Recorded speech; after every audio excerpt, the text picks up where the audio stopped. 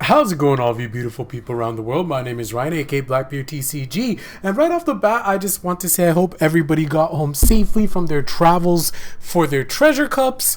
Unfortunately, I was unable to go, and I know that regional tickets were supposed to be live Sunday at like 9 a.m. Eastern. Well, I was online at 9:10 Eastern a.m. and the website was crashing and it was already sold out. So I don't know. I'm not going to lie. I'm pretty bummed out that, obviously there's the whole treasure cup I wasn't able to attend. And then now the way that it's looking like all 4 online regionals are basically completely filled and sold out. I'm not going to lie. It feels pretty crappy, but at the end of the day, things are out of my control. I can't be too upset about it. And, hopefully I can get a spot. Maybe if some people drop and I'm able to snag in a spot, who knows? But at the end of the day, it's not going to stop me from making content, and it's not going to stop me from playing this game that I know and love. Now, with that being said, I want to talk to you guys about my Big Mom build. This is my Black Yellow Big Mom Day 1 build that I will be playtesting with. I'm going to be making proxies and playtesting with this. This is very, very rough, okay? This is a very, very rough build. I'm going to explain to you guys my choices, and I will continue to evolve this. Now, do I think that this deck is going to be absolutely broken? No. I think that this deck is going to need a lot of work, and I think the final version of this is going to look very different. We're also going to have to see how the meta plays out, because certain cards can be played in this deck as meta checks in a sense. So without further ado, let's go ahead and start breaking down the list. So here it is, my friends. This is my Day 1 version 1.0 black and yellow Charlotte Linland deck. Right off the bat, we're running all of the Admirals, 4 copies of Kuzan, 4 copies of Borsalino, 4 copies of Sakazuki, and 4 copies of Fujitora, the new Admiral that is added in OPO3. Now, for those of you that don't know what he does, let's just go ahead and search him. Actually, I don't know if I can search him like this. I can. There's Isho. So what he does is give all of your opponent's characters -3 to their cost with 1 Dawn attached to him. Don't have to do anything at all. You just attach 1 Dawn, -3. On play, if your opponent has 6 or more cards in their hand, they must trash 2 cards from their hand. This is really, really good, especially if you're playing it later on into the game. Obviously, that's 2 cards potentially on defense that are out of hand, or 2 cards that were probably going to be used for offense, or one or the other. Either way, you're getting 2 cards out of hand, which is very, very strong. In a way, it almost works not exactly like Banish, but in a way, because again, they have to trash 2 cards to their hand. If you are able to add cards to their hand by them taking life from you attacking them, then they have to trash 2 cards out of their hand. Now, of course, they might not trash that exact same card, but they're still losing cards that they would have got from adding cards to their hand from getting hit from life, right? You guys see what I'm saying? So I think that Isho is actually really, really good. And I think that for me, I'm definitely going to start playing him in my Zephyr deck, because I think that this is a very, very strong card. We haven't even talked about how he has 9,000 power.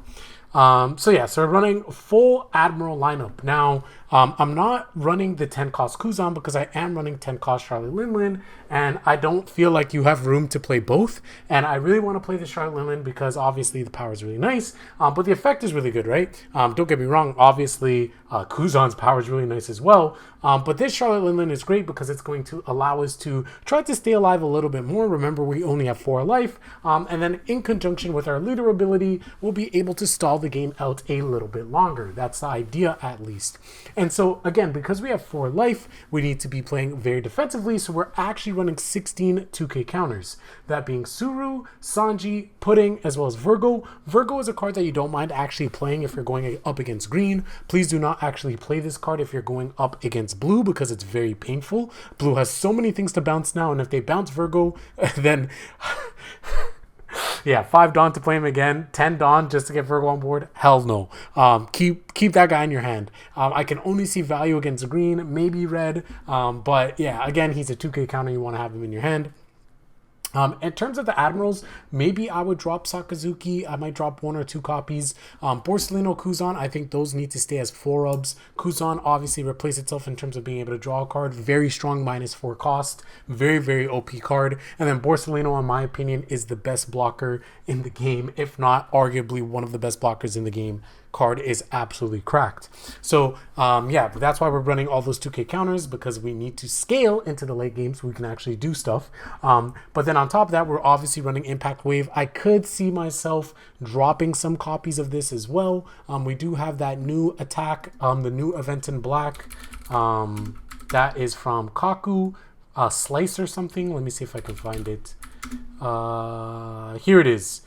Tempest Kick Sky Slicers. So this could be really good if we see a lot of Moby Dicks, if we see a lot of Onigashima, if we see a lot of Galila Company, right? There's all these stages. You can go ahead and just pop them with Sky Slicers, so we can go ahead and play copies of that. But for now, I don't know how everything's going to play out. So I don't have any copies of that in yet. But I could definitely see myself running that and dropping some copies of Impact Wave or maybe something else. But Impact Wave is always good, right? You're going to be able to get 4,000 power, but you're also going to be able to KO a character that's 3 or less. So really good against Zoro, really good against Red Green Law. So Impact Wave is always nice. We have Buzz Cut Mochi, which is really, really good. So basically, if you have less life than your opponent, you can KO a character with 4 or less. This is really good with Kuzan, because if you have Kuzan on board already and you attack, you -4, then you can Buzz Cut Mochi. Any 8 cost is just off the board, right? If you have Izo, any 7 cost is off the board. So Buzz Cut Mochi is really nice. And then we also have these other 2 cards, Sovereignty Tree or whatever it's called. This one right here. Sovereignty Tree. This one is, sorry, 2 cost, 7,000, sorry, not 7, oh my god, could you imagine? 5,000 counter. So 2 Dawn, 5,000 counter. This is huge. This is going to be really good. And part of me is like, oh, why aren't I just maxing this out, right? And I don't know. I feel like the list is pretty tight. Maybe you could drop 1 Impact Wave, max this out. I don't know. Gonna need to do testing once I actually start using the proxies and all of that good stuff. But I think that this will be really, really good on defense, keeping your Borsalino alive, allowing you to get into that late game in order to play your Charlotte Linlin and all of those good stuff. Then we have Thunderbolts, or Thunderstrike, I believe it's called. And what this card does is if you have, you could take 1 card from your life and then you can KO up a character of cost 5 or less. So this is really, really good. Of course, this, Buzzcut Mochi, Sovereignty, Impact Wave, these all have amazing triggers as well, which is really, really good. But Thunderbolt is strong because cost of 5 or lower is very, very good. And then, of course, obviously, you can, again, combo this with Kuzan. You can combo this with Iso, right? So these things are very, very nice. I think that this build is really good at controlling the board. I think that if you can get into the late game, it will be a threat, especially because you can recover life with your Charlotte Linlin character, but also your leader. And again, this is more of a turn second deck, going second, not turn second, going second rather, because of the curve, right? You have your Kuzan, Borsalino on turn 2. You have Sakazuki turn 3. You have Iso turn 4. You have Charlotte Linlin turn 5, right? These are the times that you want to turn these cards out and play them on curve. So going second is nice. If you go first, everything is delayed by 1 turn.